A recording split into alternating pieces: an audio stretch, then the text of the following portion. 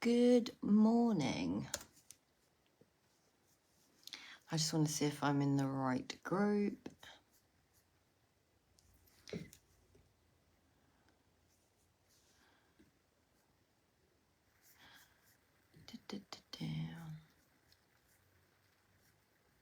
Hello, hello, hello. Welcome. My name is Charli Wall. For those of you that don't know me very well, I am a coach and I work with women to help them understand very deeply their feminine nature. If you're here, I'd love for you to say hello. This is a Q&A. It's a question and answer. So I'd like to be answering all your questions. And today's theme, hello Claire. I'm having to look at my laptop because I can't see the responses on my phone. But you are so welcome here. It's lovely to meet you virtually and have you in my field of wonderful women.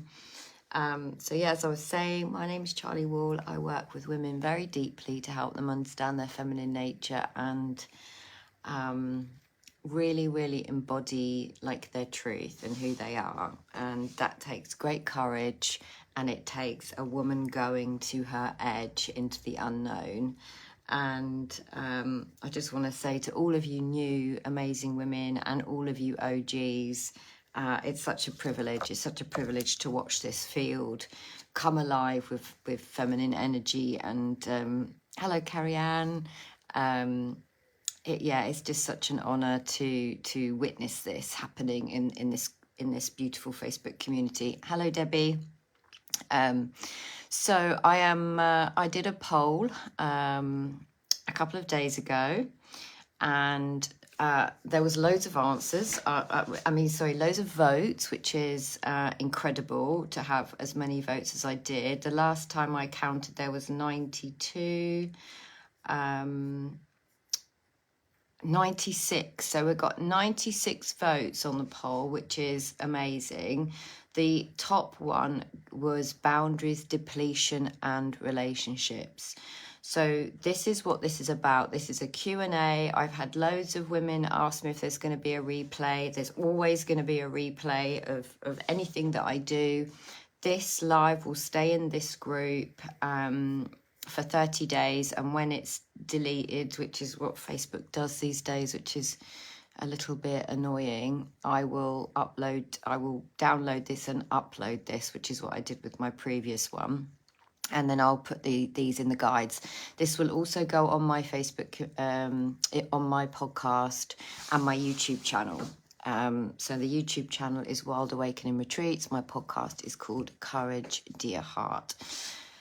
So guys, what are your questions? Hello, Anne-Marie. Hello, Claire. Another Claire H, I'll call you. Because this will go out to my wider field.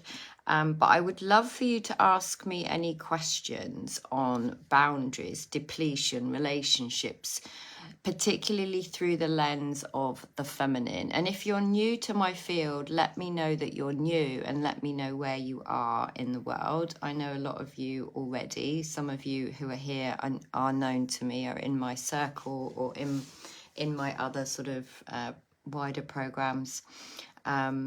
So just as an introduction, and this might spark some questions, and there is a slight delay with me being able to see the comments on the Facebook group, which is what I'm looking at here. But I'm curious, like, what is it that had that topic be the most popular one? Like, what, those of you that voted boundaries, depletion, and relationships, what was it about that topic? What questions do you have? And why do you think that particular topic resonated with you so much? Where do you feel your boundaries blur or collapse if you are someone that thinks you need to have boundaries? Have you ever set a boundary with anybody? and still felt exhausted. Do you guys know what the fawn and freeze response is? Those are my questions to you, just to sort of open it up to the wider field. Let me know. I will do a look. I'll share a little bit about what I see around boundaries, because as I was like on my own learning journey, and I was somebody that, as most of you know, but if you don't know, just a mini background about me. I'm an addiction specialist, a psychiatric nurse, mental health specialist, personal trainer, yoga teacher, although I'm not very good at yoga.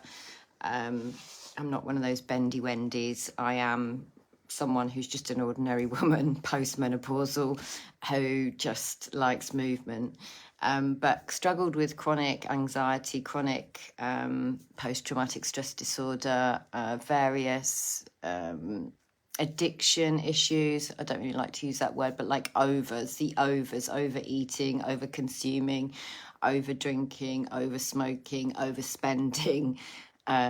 Also could do like under eating as well. So overeating and under eating, those were like, you know, two sides of the same coin essentially, and never really understood really what was going on in my world. So I had counselling and psychotherapy and CBT, many different counselling modalities. I was a counsellor myself, so I understood very deeply,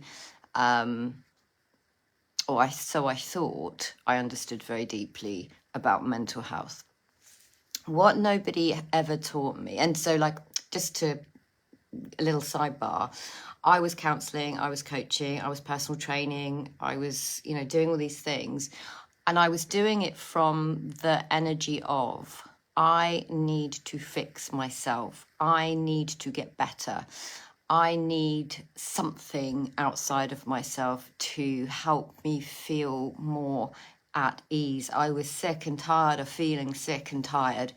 And that would be what I'd Google all the time. I'm sick and tired of feeling sick and tired. I don't know how many of you resonate with that. But I never understood about the depletion of the feminine coming from a nervous system that was fried, a nervous system that had been in various states of dysregulation and immobilization for a lifetime. I didn't understand that. Nobody taught me about the nervous system. Nobody had taught me at that point about, if you've just arrived, ladies, because I can see some of you arriving on my phone. Hey, Sonia, Debbie. Oh, I can see some comments now. Carrie Ann, morning, everyone. For me, it's around self-boundaries. As a people pleaser, I always give away my power to others, then don't have time, space, and energy for myself. Lisa, my boundaries are a blur as I'm too much of an empath. I try to understand why the other person is doing what they're doing and making excuses for them rather than focusing on my feelings and boundaries. So, Debbie, is it that you don't know about freeze, fawn? You don't know about the nervous system? Is that what you're saying? Because I missed that, sorry. Penny, I've always tried to fix other people, not myself. Good morning, Jane. Lovely to have you here. Okay, so I can only see a few of the comments. I'm going to try and keep it on this page. My boundaries are a blur. I'm too much of an empath. So I'm going to say something that's a little, probably going to maybe mess up those mental gates, Lisa. I would have said I was an empath, and I would have said, as an empath, I would have had a victim frequency. Good morning, Rachel. Okay, Debbie, clocked it, noted. Oh no, I've lost those other comments now. I would have said I was an empath, but in the frequency of, I'm a victim because I'm an empath. I'm an empath, which means I am soaking up. Good morning, Babs. everyone else's energy, which I then have the frequency of being a victim of. This would have been me to a T, which is why I was a counsellor, which is why I was, an addiction specialist, because I thought I was really good at picking up on different people's energies. So Penny, you're saying that you're also an empath, and Debbie is saying that you've been trying to save everyone else whilst losing yourself. So this is going to be discombobulating, and probably it's going to have like it's going to hotwire your circuitry for those of you that identify as an empath. Because what I'm going to say to you is something that I've learned. Empaths are women who have been taught from a very early age to fawn, which means they become hypervigilant to everyone else's frequency and field and nervous system. Now, women are more prone to this, which is why more women will identify as an empath, because we have more oxytocin and we have more estrogen, both of which are the bonding hormone, right? So when we give birth, if we give birth, we are programmed and primed to bond with our babies and nurture and care for. Now, when we were little, and I don't want to blame anybody, this isn't about apportioning blame or anything like that, but many of us didn't get our needs met in various different ways. And so our nervous system will have responded in a certain way. And for some of us, myself included, who would have identified as an empath previously, we go into fawning. Fawning is, I must take care of everyone else's needs to make sure I am safe. To make sure I am safe. There's wisdom in this. There's deep wisdom in this. Other people have different ways that their nervous system shows up and protects them and keeps them safe. It's always going to be about keeping us safe and getting our needs met. If our needs were not met, which for 99% of us, that didn't happen, again, no blame, no shame. We're talking about generational trauma here, passed down from womb to womb. I'm talking specifically to all of you women here. So as a woman, as a child, some of you will have become attuned. Now, bear in mind, as a child, we are looking to be attuned to from our caregivers, right?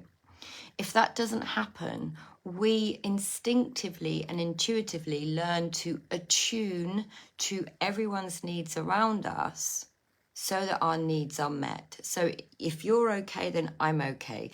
If you're okay, then I am safe. If you're okay, then I am loved. If you're okay, I get my needs met. So then the word sort of empath was kind of thrown into the collective consciousness, and many women identified with that, and it's no surprise. But what basically that is a nervous system response which leads to hypervigilance, because the truth is I can feel other women's frequencies. I can feel other people's energies. That is the truth, and that will be the truth for you. I'm more attuned now to feeling and sensing where someone is in their particular energetic frequency. But many of you will be at a certain kind of level, and still operating from, if you're okay, then I'm okay. And I can only, the truth is, I can only feel how somebody else is feeling through my own pain body, through my own lens. Louise, don't worry. There's so much free stuff in this group. I provide so much free stuff. Please don't worry about that. When the timing's right, the timing will be right. Carrie Ann, yes, it makes sense. I'm no longer identified with being an empath as a victim, which means I'm vulnerable to everyone else's energies and emotions, because that's not the truth. The truth for me now is I can feel other people's energies. I'm fucking good at it. I'm good at my job, but I've been trained I've been trained as a hypervigilant fawner my entire life. I'm 53 now, so that's 53 years of my nervous system working a certain way. The difference between you and I now is I no longer identify with my own pain body, so I'm not looking out there through my pain body lens and picking up everyone else's nervous system responses to make myself safe, because I'm grounded in my own sense of self and safety. So whilst that's an innate, wise response that belongs to me in my system, the truth is I can never know how somebody else feels, ever. Ever, ever, ever. I can pick up on their frequency. I can pick up on their nervous system, because that's how I've been entrained to do that. And it makes me very good at what I do. And a lot of you women will be exceptionally good at what you do. And there'll be lots of you that are still overperforming and overgiving and overfunctioning because of that need to be validated, accepted, and loved by keeping everyone else okay, by making sure everyone else is okay over you. And that's where depletion comes in. And that's where we can then go, hang on a minute, I need boundaries, because that's what I've been told. That's what's come into the collective consciousness as the tool, as the solution to my utter depletion as a feminine essence being. If I just assert boundaries, then I'll be okay. Well, how many of you have asserted boundaries or tried to as a way to protect your peace? How many of you tried to do that, and how has it gone? Let me know. Louise, I just want to speak to your point about you feel so broken. I just want to say that to you and anyone else listening who feels that they're broken, I spent many years believing I was broken. What I now know to be true, and I know this about you as well, Louise, is that you are just in a state of nervous system dysregulation, immobilization, and not understanding the truth of your feminine essence and how much power you actually have as a woman, because you've probably been trained to believe by the wider sort of unconscious collective that there is something wrong with you, that you do need to fix from the outside, that you are broken. You may well, and others listening who relate to what you're saying, Louise, who do feel broken, may be like eating or drinking or doing a myriad of other things. Like I said in the beginning, I was an overspender, overeater, undereater, overdrinker, oversmoker, took drugs, over-exercised, overworked, overspent, like the whole frickin' shebang, because I didn't understand that my nervous system was dysregulated. I was in fawn most of the time, and then freeze, and drink would take me into shutdown, food would take me into shutdown, cigarettes would take me up into sort of mobilization movement. Yes, it's because it's true, Louise. Most people don't tell you you're not broken. Most people out there in the wider collective will say, yeah, you probably are broken. You need this to help you to not be broken. What I'm saying is you've never been broken. You have a nervous system that's dysregulated. And that's the truth. And as women, most of us have been taught that we have to be the good girl, that we have to keep our legs closed. We have no connection to our voice, the connection between our throat chakra, our heart, and our womb. Your nervous system is so, so, so important in this. This is some of the things I teach on my retreats. This is some of the things I teach in my circle community, which is $24.99 a month. This I'm going to do a whole nervous system week at some point. There will be a cost to that, but I'm planning that at the moment because to me, the feminine nervous system is the thing that's overlooked by most women and they don't understand it and they keep thinking there's something wrong with them and there isn't anything wrong with you. You just don't understand this innate, wise, very beautiful system in your body. The nervous system you'll have heard of, right? The vagus nerve you may have heard of. It's called the vagus nerve, which also means the wandering nerve. It's part of your nervous system. Singing helps because our vagus nerve starts here at the throat, right? How many of you have? Good morning, Amy. Yeah, me too, Debbie, just not for as long. Yeah, cannabis just made me paranoid, so I had to give it up. But, you know, I did everything else as well, but didn't do hash for as long.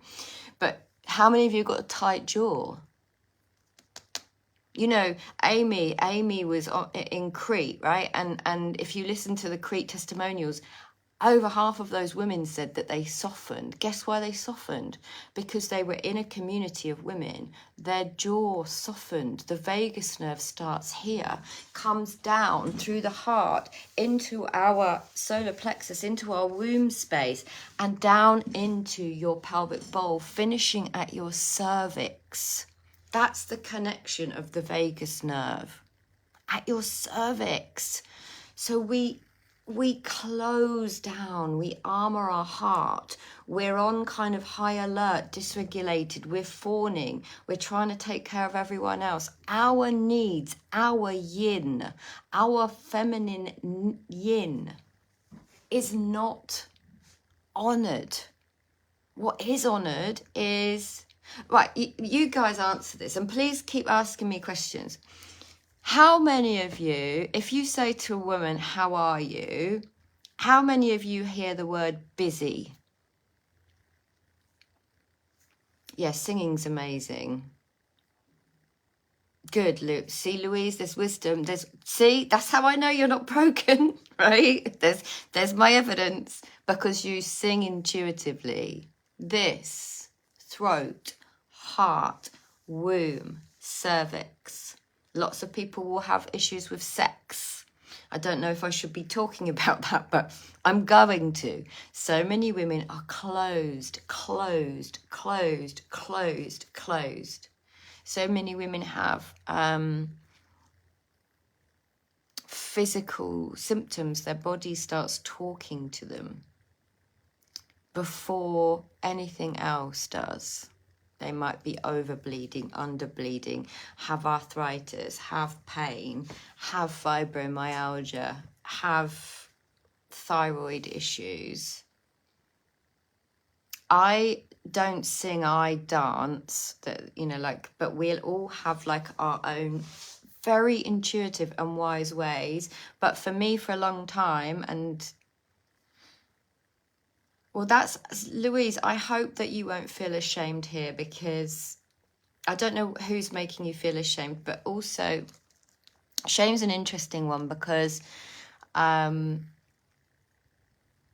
shame is something that we also carry from many years. It's like a particular flavor or theme, like a Louise theme, right? And then shame is erosive. And so then again, we project out there into the world with our pain body, our feminine pain body in our reality, and we collect evidence for our theory. So if I'm already feeling shame or ashamed by something, then I will collect evidence for my theory that I should feel shame, if we're able to even identify that. Amy says, I clench my jaw. I have done since my dad died. The retreat gave me such relief and helped me realise where I was constricted and tangled up. It was the most relaxed I've been in my life and learned so many skills to help me retain that inner peace. Oh my God, Amy. Thank you so much. I just love that testimonial video. Yes, Louise. So again, thank you for sharing that. I'm not going to read that out. Thank you for sharing that. this is the deeper thing. This is the deeper thing, is that there's trauma imprint in so many of us, right? You are carrying something that you were never meant to carry, that was never yours to carry. And you've beautifully said that, Louise. And again, another reason why I know you're not broken, you just have been given the wrong information. And there's a key in that word, information, because women, we are the matrix. We are the matrix. The word matrix comes from the word mother. We literally birth reality. We are birthing all day long. So if you have had information in form, we make it into form. We women birth what we believe. We women birth what we believe. So if I'm carrying shame that was never mine to carry, I'm literally birthing that. It was never yours. It was never yours to carry. And it takes great courage to learn how to put that down. And I know many women will identify with that, Louise, and I really thank you for bringing that into this field. Because so many of us do carry very real trauma imprints from both the feminine and the masculine. And I don't want to make anyone wrong here, but in terms of like our caregivers or anyone else that abused us over our lifetimes.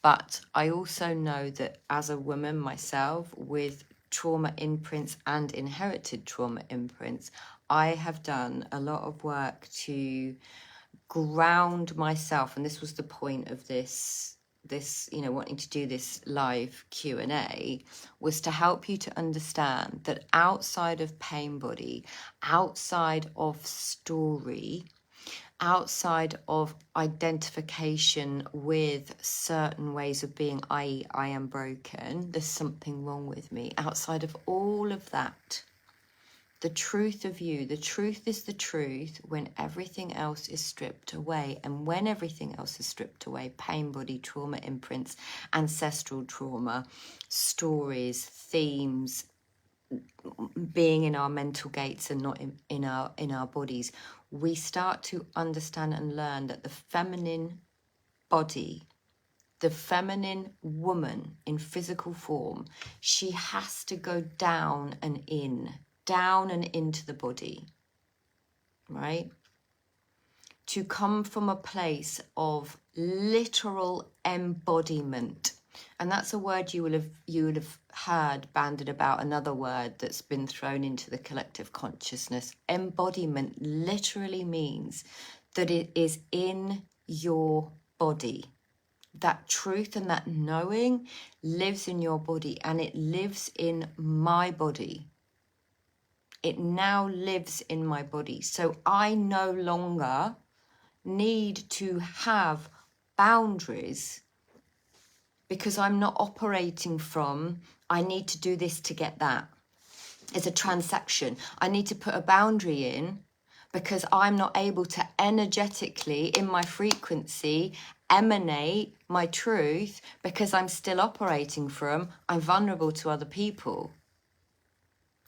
I'm still fawning. So if I put this boundary in, then I'm going to be safe. Then I'll be okay. Then they'll respect me. It doesn't work like that because you have to respect yourself. You have to respect yourself. And boundaries will be felt by your frequency. When you are not operating from fawning, when you are not operating from fight or flight, when you are not operating from freeze, when you are believing in yourself, when you are trusting in yourself, when you are treating yourself as if you like yourself, your no will be potent, will be powerful, because it comes from source. It comes from this throat, heart, womb, cervix channel being clear. because I'm not asserting a boundary to get something. I know in my truth, in myself, what I need to do with my yes and my no, and that is felt. And if it isn't, it doesn't matter, because I will not tolerate anything that takes me away from my own sense of self. Does that make sense? That's amazing, Debbie. That's really amazing. And, you know, the other thing about boundaries is that, you know, we're taught that it's something we have to build, given what I was just said, with rules, with firmness, with strategies, which are all sort of very masculine words and mental gate words, where women are in the body, down, in the body, feeling in the body. Your body is your most potent antennae, where you feel your yes and your no. Carrie Ann, for me, the relationship to my body is my biggest growth. I had tried to fix myself from a headspace and logic, logos, and could not feel my body, wisdom, due to freeze response. It still is so quiet, but I am learning to hear it. So this is another sort of interesting point, because freeze, fight, flight, freeze, fawn, fainting, they are all wise responses. They are now on automatic pilot. They're in your autonomic nervous system. Autonomic meaning automatic, which means those of you that understand what the word trigger means, trigger.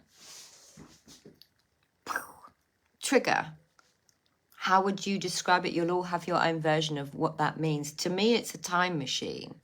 To me, it's a moment in time where something happens, or somebody says something to me, or I sense, being a fawner, an energetic frequency in someone else, and my nervous system starts to automatically regulate with theirs. It will be dysregulated, but there'll be co-regulation there, because I'm autonomically going into, I need to make sure they're okay, so I'm okay. Right, so it's automatic. So what Kerry's pointing to is the freeze response is wise. It is wise.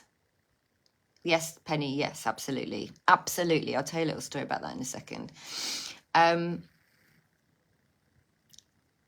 The freeze is also wise, but freeze is immobilization. So there's protection in there, but it's still autonomic. It's still automatic. And it's still because that state, that nervous system state, will have been protecting you for some years, more than several years. And freeze is like the worst one. It's absolutely the worst one.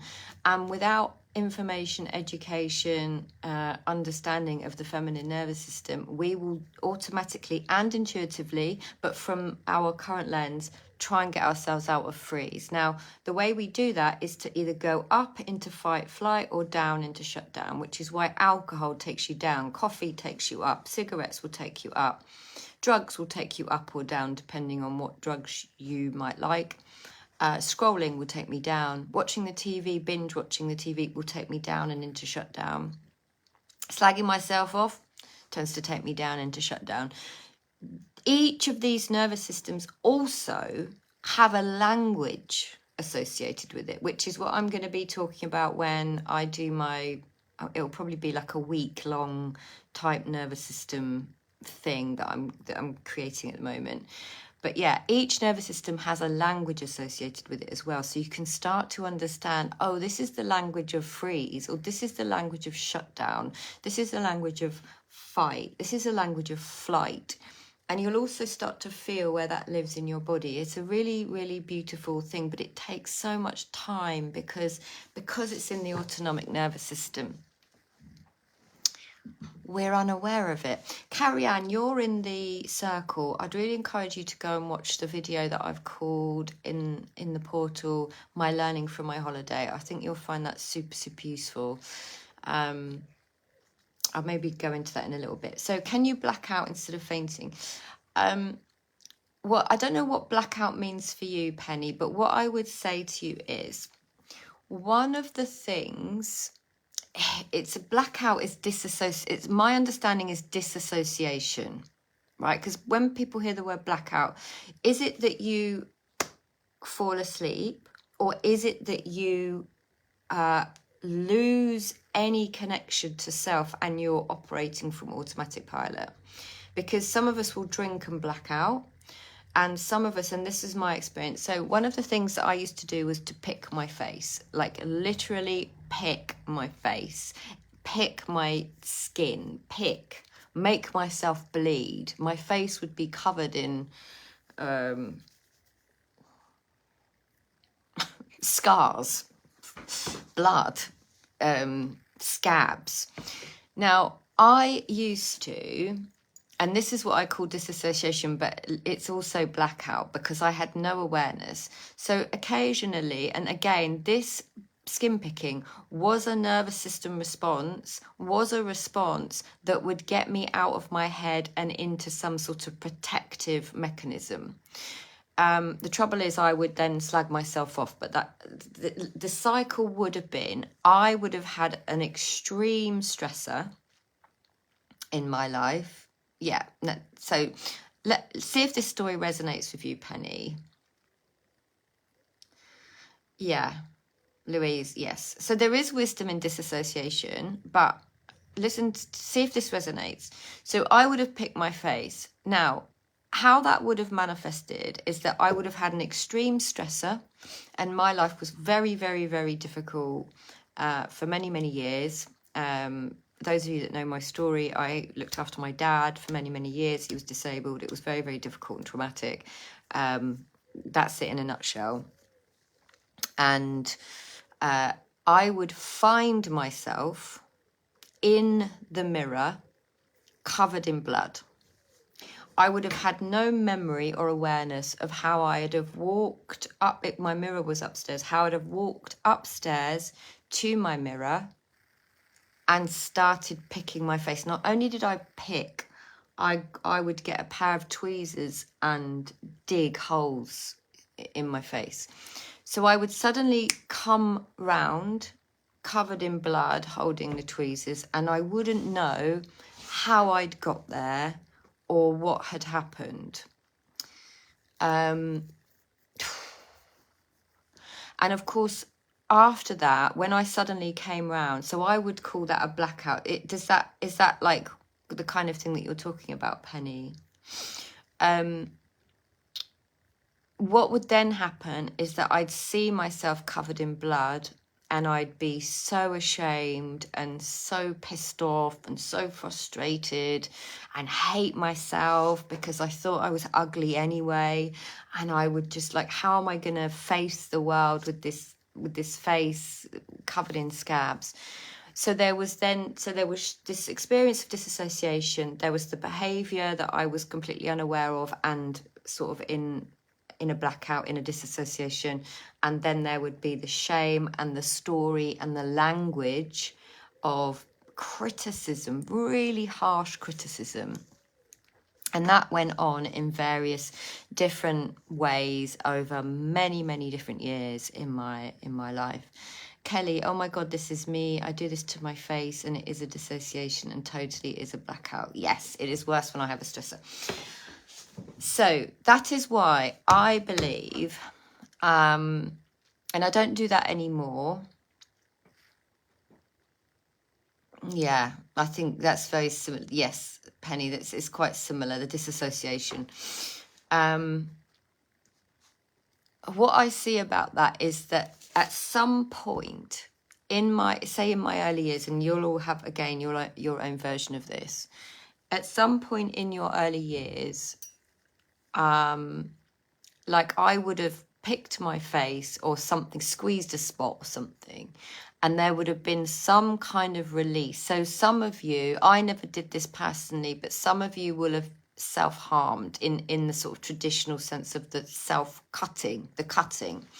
And if you talk to anyone who cuts, what they'll say is they feel instant release. There's some kind of chemical, endorphin, that's released when they do it. Same with you women. I've never done this either, but same with the women who make themselves sick. Bulimia, it's commonly called. There's a chemical that's released that creates a sort of moment of peace.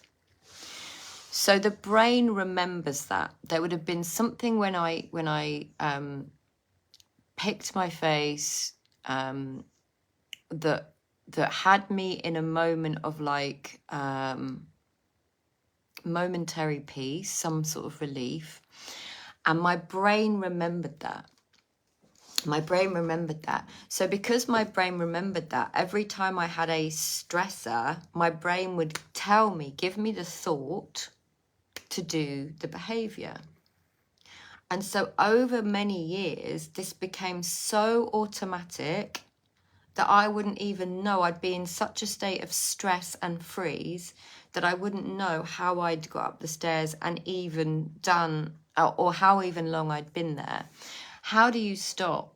Is understanding neuroscience, understanding that you're not broken, understanding your nervous system. So, and understanding your feminine essence. That's what's helped me. You'll see, like, my skin, I don't pick anymore. My hair, it used to all fall out. I've got hair, I've got nails. So I'm living proof that that you can get over it and you can move through it. And for those of you who are on my newsletter, you may have been given the option to watch a video. It's definitely a trance, but it's autonomic, it's automatic. It's an automatic trance as a protective mechanism. It doesn't mean there's something wrong with you, and this is the thing. But just going back, there's a video of me being coached back in 2018 where this was still very active in my life. In only 2018, very, very active in my life. I had barely any hair because my hair had fallen out. My eyes were all swollen and puffy because I had blepharitis. My skin was bad. I bit my nails. I smoked. I drank, the whole shebang. Didn't eat really, I would have told you I was broken. Now you're more than welcome to go and watch that video if you want to, if you haven't already, if you're not on my mailing list, and I can post it somewhere, or send it to you privately if you send me a message. But the way out is through your body, understanding your nervous system, understanding neuroscience, understanding the brain being a machine, the brain operating from familiarity, program, routine, structure, and logic. The brain will be like, this helped, let's create the thought to do that again. My She Finds Freedom program is a good place to start. That's all right, Carrie-Anne, thank you so much. It's a really good place to start. I made that program several years ago, so even I'm very different in that program than the woman that you see before you today, but it's a good place to start because I talk about neuroscience, and I talk about the inside out nature of life, and it's really what helped me kind of stop doing all of those behaviors that I was doing as a coping strategy. What I don't talk about in the She Finds Freedom program is the nervous system. And that's a separate, it's a separate thing, which as I said, I am creating a program, a little mini program about, which will probably be over 5 days, and probably like this, just in a little private group, which I will charge for. So I want you to know, those of you that do anything, whether you drink, whether you eat, whether you skim pick, whether you create drama, arguments, text people you shouldn't, have sex with people you shouldn't, overgive, overfunction, overperform, whether you're depleted, whether you feel like you are needing to have boundaries, the truth of that is that everything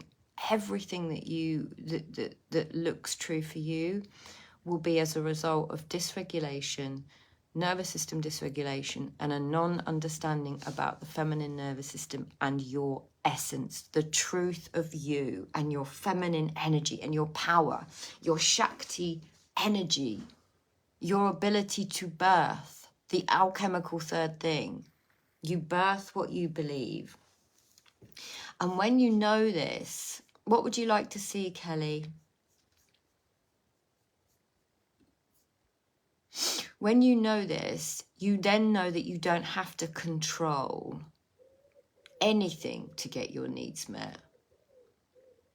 You know, because when we are kind of thinking, I need to have boundaries, we will be working quite hard to constantly enforce those boundaries, declare them, you know, defend them, maintain them.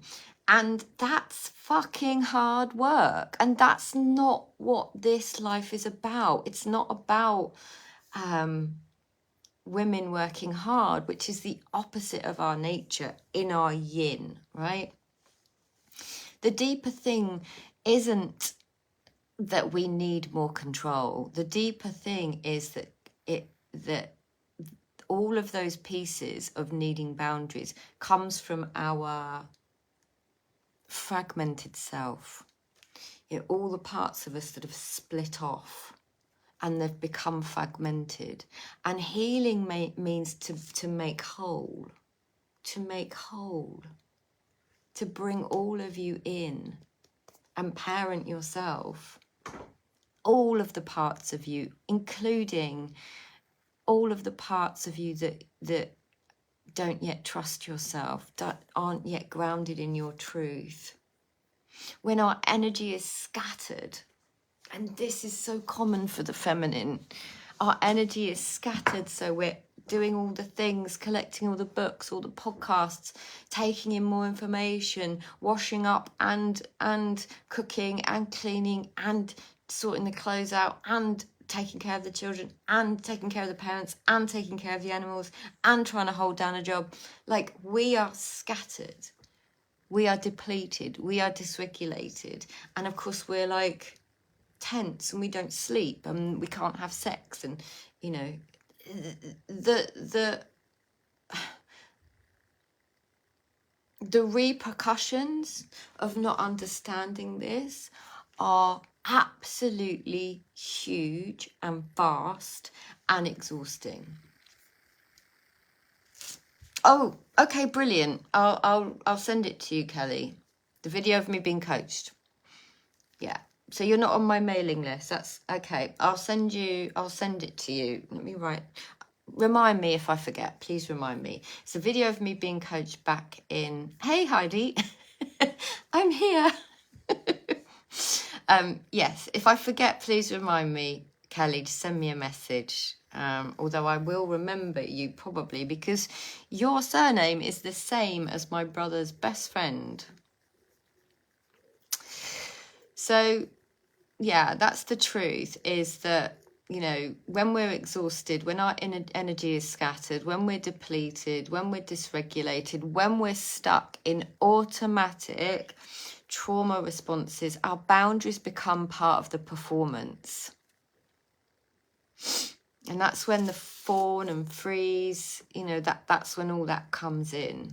And remember, fawning is the nervous system strategy to avoid conflict. It means if I can keep you happy, then I'm safe. If I can keep you happy, then my needs will be met, all the while feeling resentment and annoyance. We call this in the circle our angry washing up, you know, because we're angrily washing up, hoping that someone else will hear us and come and rescue us. I don't know how many times I used to do angry washing up. But nobody's going to do that because, well, there's lots of reasons for that. But ultimately, you have to do that for yourself. You have to do that for yourself.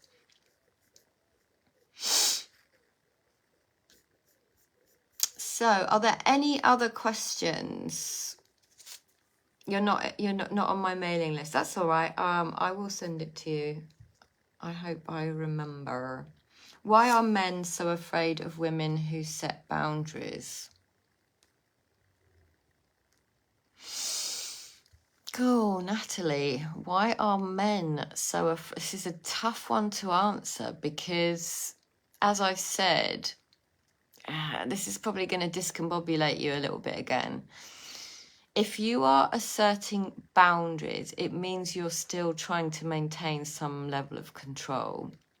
And if you're in a relationship with a man where you've never done that before, and you are operating from trauma imprints and pain body, a man won't be able to feel you, and you are potentially trying to get a man who you previously allowed to, where you've previously overgiven, overperformed and overfunctioned.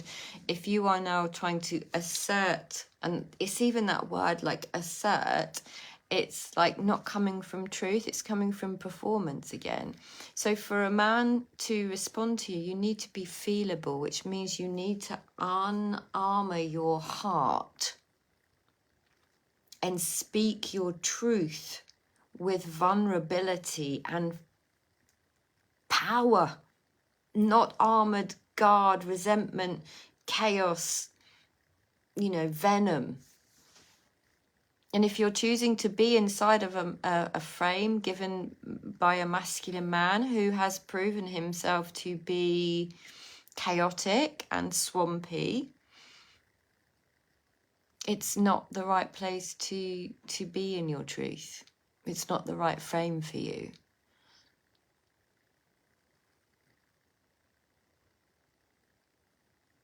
Louise, I'm having double therapy and then... Yeah, cool. Keep listening to what I'm saying here though, Louise, because I had therapy, counselling, psychotherapy, all the things for years and years, and nothing helped me as much as understanding my feminine nature. So keep listening, keep going, but keep listening to this because it'll all be helpful. Yes. How many? Yes, we've all angry washed up, right? But what are we hoping to get from the angry washing up? Like, be in the truth of that. I know for me, I'd be slamming things down and angrily washing up because I'd want someone to come and say, I'll do this.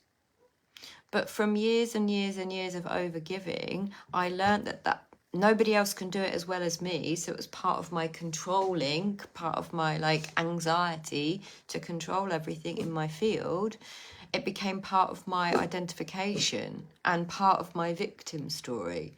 Nobody's coming to save me. I'm going to smash these plates up in the hope that someone will hear me, when actually all I needed to do was hear myself and not overperform and overgive to meet their needs over mine, to keep myself safe. This is the most important thing that you need to hear. If you take nothing else from this today, ladies, it's got to be that you're doing this and operating from the very real sense that we are not safe. And a female nervous system needs to feel safe. But it can only come from inside of you. It can't come from anything external. Hey, Stacey. Yeah, same crack bowls. How do I even begin to ground myself? Where do I start? Lisa. I'm going to record that meditation that you and Natalie won. You can start there. You have to start, gosh, it's such a difficult question to answer because it's about understanding your nervous system and regulating that, and understanding that your truth is the truth outside of your pain body. And we have to know what lives in our female system, what lives in our psyche, what lives in our soma, to be able to be grounded in our truth. It's not easy work. Well, I don't even like saying that because I don't want to seed you with that. The work, if you start the work, it reveals how hard you are on yourself. But to make the unconscious conscious and ground in your truth means you have to be willing to be open to a different possibility about who you are in the world. You have to be open to a possibility that your theory about yourself might be wrong, that there's nothing wrong with you, that you have a fucking brilliant nervous system, a feminine nervous system that's different to a man's nervous system, that we live in a world that is built around the male nervous system and the male body, and that being in circles of women like this one, help. My online circle, $24.99, ladies. Even online, we get that regulation together. We get that support together, right? That is a good way. Showing up here, listening to my things, reading my words to give you a sense of what's possible. Because if I can do it, anyone can do it. And I was incredibly dysregulated all of the time. But I didn't understand that. Sonia. I would say stacking the dishwasher like a raccoon on crack is the same as angry washing up.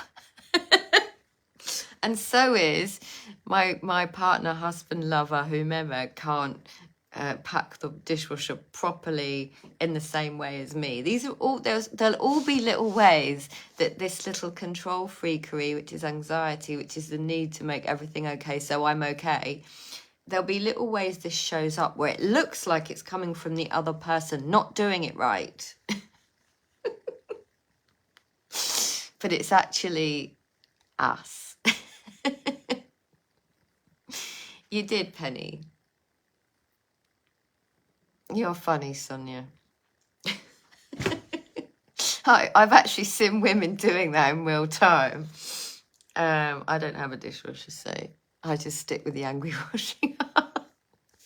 I don't do that anymore because I'm not living in resentment and I'm not living in annoyance and I'm not living in, I'm a victim of everyone else because poor me, everything's on me. I don't live there anymore.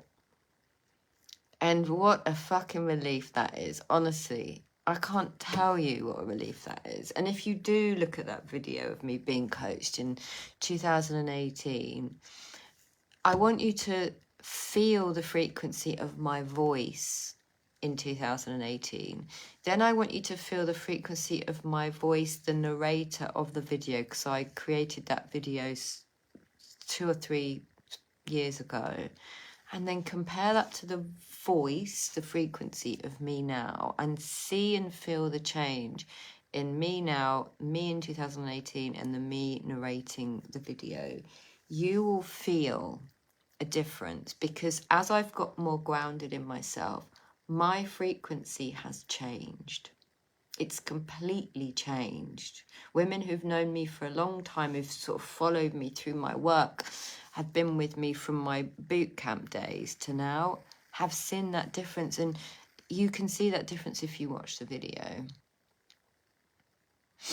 Penny, I'd like to join your monthly group, but I would like to help and work myself. I think when I join groups, I have failed myself. Okay, well, the circle's there if you want it. It's a beautiful group of women, really incredible group of wonderful women. And I do group coaching in there. And it's there's so much in there that you can learn and study, even if you're just on the periphery. Because these deeper pieces are what I talk about. There's loads of transmissions you can listen to, but I trust the timing. And if you feel like that's not for you, that's also fantastic, right? I trust that. Amy, thank you so much. Thank you so much. Oh, that's really lovely, and I received that. Thank you so much. I love you too. So guys, if that's it for questions,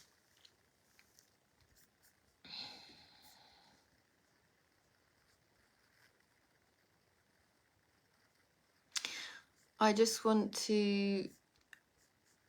Oh, thank you, Sonia.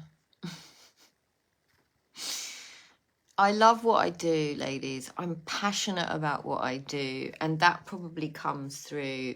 I have learned so much, and I want to share that knowledge because my life is completely different from the one that it was. You're so welcome, Penny, of course. Like, again, I understand the feminine nervous system. I understand women. I understand that the thought of coming into a group, even a retreat, can feel scary. I get it, right? I get it. I know I have women in my circle who just sort of peep in. They don't come to the group calls, but they peep in. They're sort of in the circle, but they listen to the calls and they listen to the transmissions, and slowly they sort of take one one little tiptoe into a group call, and you're so welcome. Oh, brilliant, Louise. So I get it. Like, I never want to force anyone to do anything, because I understand the nervous system, and I understand the feminine wants to retreat and hide under the duvets, metaphorically and literally. But being in a circle of women is one of the most important things you can do. Stay in this free group. You know, I try and do as much as I can in here. There's a lot of stuff that's free that I try and, you know, to help you sort of feel part of something. And as I said at the beginning of this call, I love the energy. It's really alive in this group at the moment, and I'm super proud and super thrilled that you're all here and willing to show up on one of these calls. Those of you that are watching in the background, I appreciate you as well. I can always feel the frequency. Thank you, Jane. Thank you, Debbie. Oh.